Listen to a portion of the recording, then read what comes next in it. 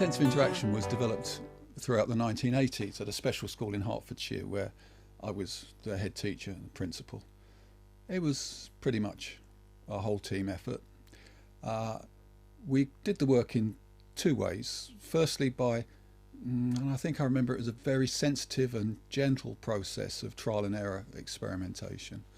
And then secondly by reading the then increasingly available research on what we can call the natural model of infancy. How do all human beings learn to communicate, relate, connect during infancy? And of course, we don't need to read that stuff to know that babies learn to communicate and interact during the interactions with available adults. That research gave us good insights, practical insights into the principles of how those interactions worked. And we were able to borrow those principles and employ them in the development of our approach. In the previous section, we were focusing on why do we do intensive interaction and the cruciality of the learning that takes place because of intensive interaction. But nonetheless, as you were going through that section, you will have seen videos of intensive interaction in action, and it would have given you insights into how the interactions work, and in particular, what it is that the interaction partner, the carer, caregiver, practitioner, what it is that they do within the interactions. We're going to expand on that in this section. You're going to see video clips shot by intensive interaction coordinators and associates, and you'll see interviews with them as well, where they will, I think, quite fully explain the actually quite simple principles of how to do intensive interaction. Again, do enjoy. 5 best principles for me would be watching and waiting, not doing too much, tuning in, and just being responsible. And the next main principle is to genuinely, sincerely enjoy yourself, authentically.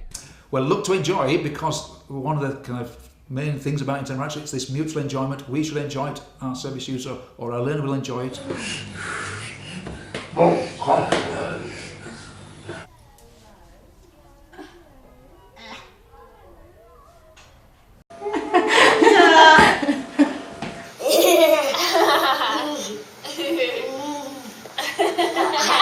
The first main principle of doing intensive interaction is tuning in.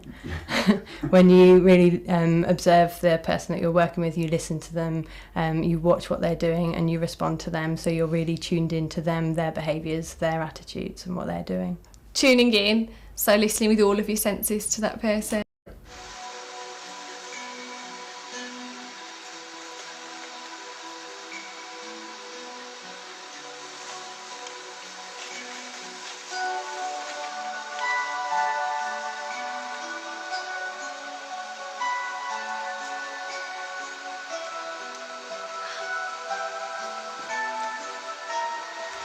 It is about watching the other person, not doing very much, tuning in to the other person.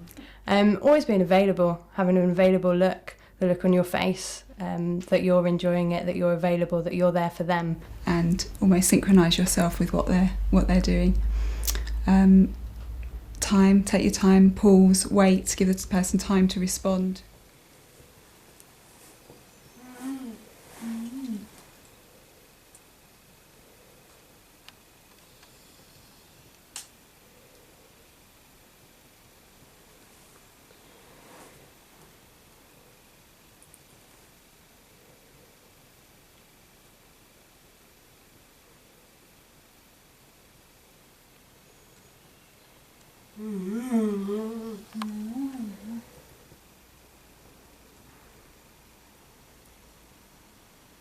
Absolutely. The most important principle of intensive interaction is that you let them lead, and they take the lead and actually show you where to go, and you follow them in the dance, which is a great way of doing it. The next main principle is minimalism, not doing too much.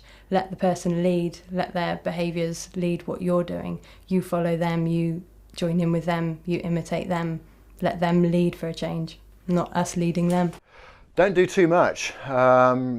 Hold back, less is more. Wait for the learner person to initiate. And then you develop the flow and the content of the activity by responding to what the learner person does.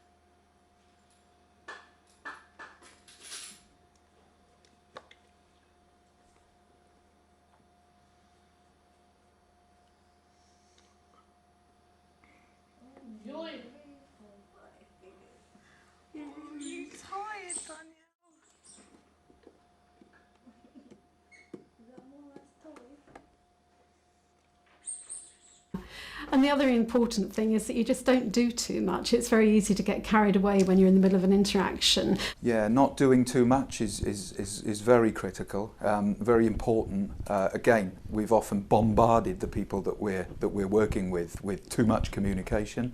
It's no wonder sometimes that they shut off and become a bit isolated if they don't really understand all of that stuff. So really, you know, kind of keeping it simple, waiting, pausing, allowing the person the opportunity to communicate, and then responding in the right way at the right time.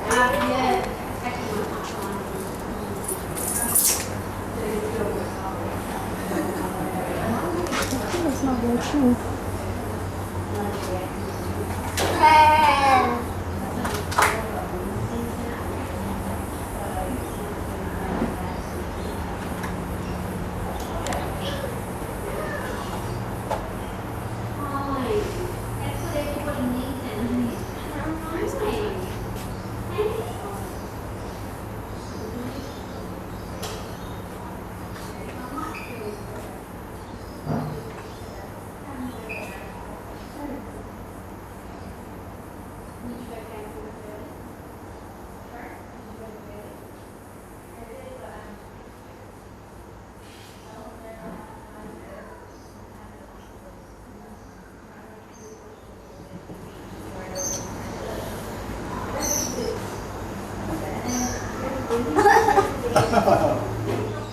Just enjoy being there with them, and even if it seems like nothing much is happening, there is a lot in that, and this just being there and being with them is so so amazing, and it's the best feeling. And even the tiniest, I think that's when you get this sense of minimalism, and the tiniest little response you can get from them is massive, it's huge.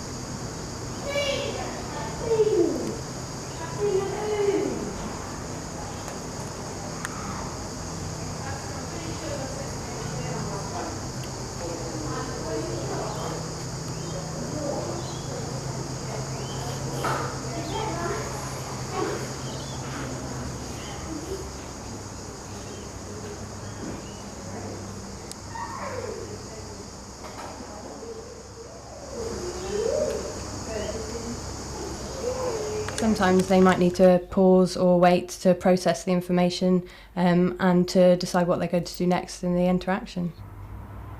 Me waiting, it's a process of being unhurried and not driving on and not having an expectation. So responsiveness, building the content and the flow of the activity in response to that person. The main way of responding is joining in with the person. It could be imitating, it could be joining in with whatever they're doing, could be imitating vocalisations, just joining in with them and letting them take the lead. and then responding in a way that is meaningful to the person. That's what, and you can hear I'm saying the other person all the time. That's no coincidence. It's about the other person. Yeah. And the importance of that is that your behaviour becomes recognisable and enjoyable for the other person.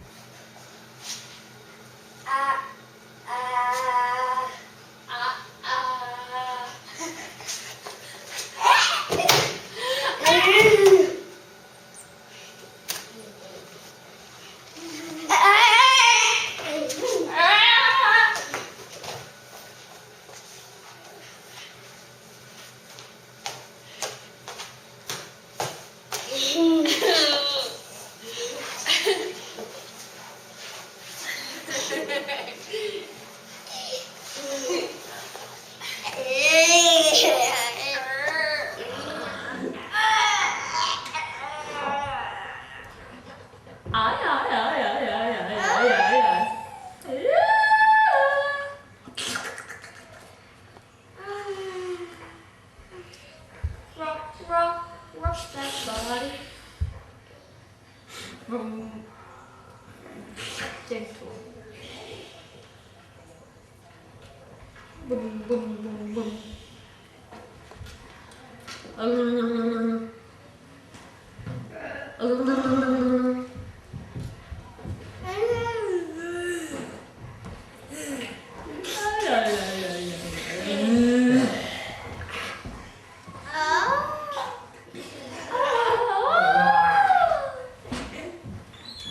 And I think if you go in with that attitude, you can be really surprised and shocked at how rapid the results can be, which was my experience.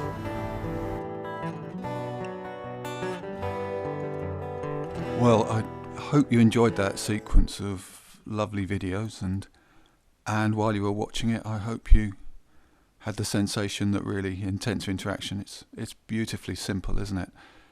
The learning and development that can take place because of intensive interaction is amazingly complicated, complex, multifaceted, but the principles of the activities, especially for the person who is the teacher, the principles are very straightforward.